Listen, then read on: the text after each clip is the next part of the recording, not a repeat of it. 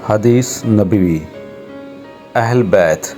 رسول خدا صلی اللہ علیہ وآلہ وسلم نے فرمایا، میری اہل بیت کی مثال سفینہ نوح کی طرح ہے، جو اس پر سوار ہوگا نجات پائے گا اور جو الگ رہے گا وہ ڈوب جائے گا۔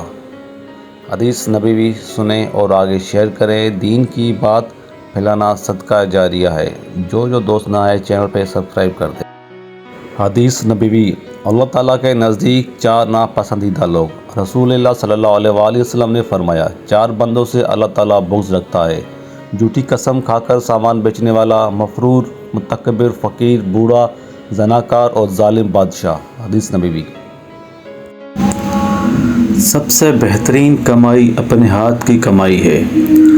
حضرت سیدنا ابو ہریرہ رضی اللہ عنہ سے مروی ہے کہ رسول اللہ صلی اللہ علیہ وآلہ وسلم نے ارشاد فرمایا، اس ذات کی قسم جس کے قبضے قدرت میں میری جان ہے، اگر کوئی شخص رسی سے لکڑیوں کا بوجھ باندھ کر اپنی پیٹھ پر اٹھا کر جنگل سے لائے، پھر انہیں بازار میں بیچ کر اپنا رزق حاصل کرے، تو اس شخص سے بہتر ہے جو کسی کے پاس آ کر سوال کرے، پھر جس سے سوال کیا گیا ہے وہ اسے دے یا نہ دے۔ جزاک اللہ۔ حدیث نبوی سن کے آگے شیئر کریں، صدقہ جاریہ ہے، اور لائک، سبسکرائب، کمنٹ، شیئر بھی کیجیے۔ اللہ حافظ۔ حدیث نبوی۔ رسول اللہ صلی اللہ علیہ وآلہ وسلم نے فرمایا، جب جنتی جنت میں اور جہنمی جہنم میں چلے جائیں گے تو موت کو لایا جائے گا اور اسے جنت و جہنم کے درمیان کھڑا کر دیا جائے گا، پھر اسے ذبح کر دیا جائے گا۔ پھر ایک اعلان کرنے والا اعلان کرے گا، جنت والو، اب موت نام کی کوئی چیز نہیں، جسم والو، اب موت کوئی نہیں۔